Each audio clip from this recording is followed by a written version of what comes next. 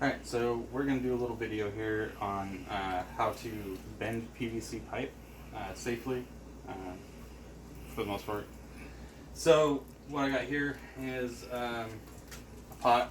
I found one that was deeper. Boiling the water. Once you get the bubbles on the bottom, make sure that you apply a little bit of salt to help bring the water temperature up really high. That'll help keep the PVC nice and malleable while you go through the process. Using a piece that I've already marked up here, just fun. So what you do, make sure you get a good glove too. This is something you can't, either glove or cooking mitten, whatever. So just safely insert end. Let's see if I can get out of the light. And you'll start to feel right away, it'll have some give to it. You just kind of roll it around in the water.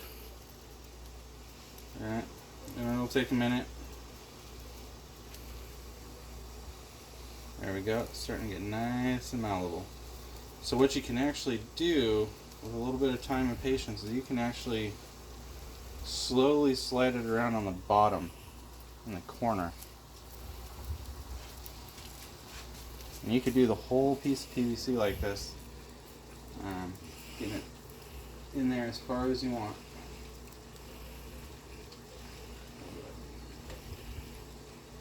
But you gotta go kind of slow because what's happening is, this top end is not heating up with the rest of it, so you gotta wait for it to get malleable and then kind of push it in a little bit further. I've also used large buckets, like storage bins in the past, where I've boiled several pots at once and dumped them in there. And that way you can do like big things like 1-inch PVC or anything like that, like 3/4. That way you can make size. Halberds, I use it to make the back spike on my halberds.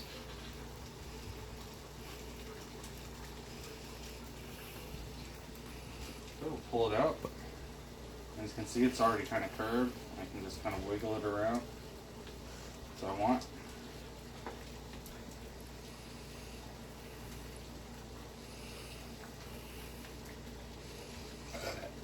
So what I'll do here is I'll just make the core for a sickle.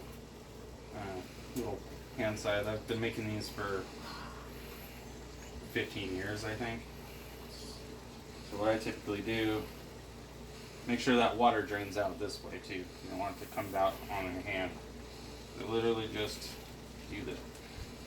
Make a question mark. That's how easy it is. And you got yourself a pretty good core. Now over here, I poured some water, put some ice in it, and what this will do is you'll be able to, just heat treat it really. You'll put cold water on it. I let some get inside the pipe. I slosh it in, out. Bam. Got yourself a nice sickle core right there. Now you can use this for other things too. You could actually keep it straight like this, have more of a khopesh. I made one for Jarrell and Isaiah, so Crow and Travesty. You can just straight bend it, just reinforce the PVC there. Since you're not applying heat, you're not destroying the top part, the outer part of the PVC. You make it brittle if you use heat, like from a stove top or in the oven. The heat gun is also good. I'll do that next. But hot water has been my go-to for a long time. Alright, be back in a minute. Alright, this is probably going to be a little loud, but this is a heat gun. I got this just a little while ago. So what we'll do is we'll fire it up, heat up this PVC with it. I like to make sure to keep going up and down. I like to put it on the high setting, that way we don't waste any time. But if you can kind of see on there, there's like an orange light, which is the heat. That way you can control where you're applying it. And then as I do this, I like to spin and go from side to side. That way I evenly heat everything up.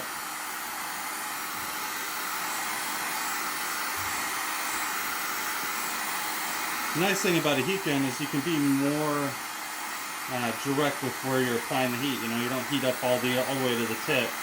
So if you want something that's for more of a hammer, or maybe a comma, something like that, that's where you want to direct the PVC tip more of like a 90-degree angle.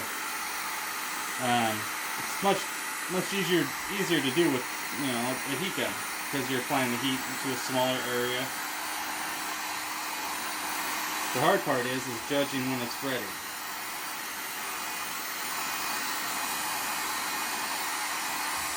To do that, you gotta, you know, set this bulky thing down, make sure not to touch the metal tip on anything. Oh, there we go. So what I'm gonna do here is I'm just gonna slightly curve this. So I'm gonna get it to right about here. And then again, we got our nice little water bath over here. Oh, that may not work for this. Well, gets at least the one side. But what you can also do is run our sink. But again, cools off fairly quickly. You know, it's not going to burn you, but it's still malleable.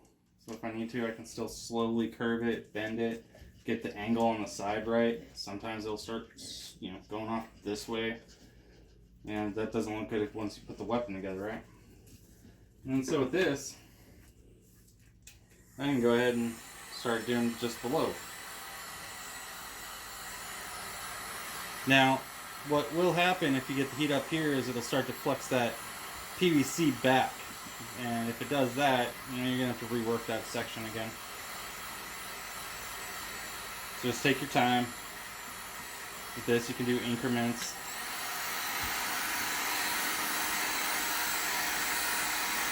The thing is, you got to heat up every side. If you don't heat up the front, the back, and the sides, once you go to bend it, all you're going to do is mush one side.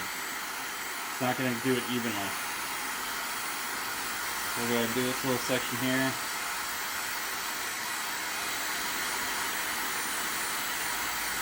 I think I'm going to go with something more of like a scimitar or some kind of curved sword, maybe a khopesh.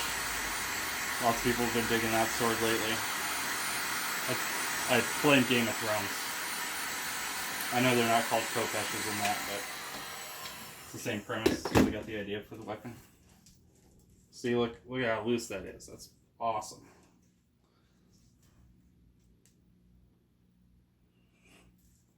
And kind of direct it.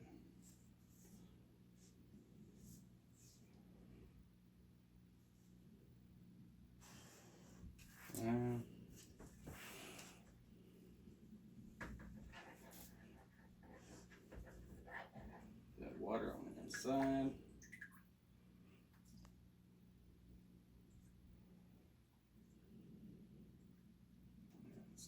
Yeah, very good.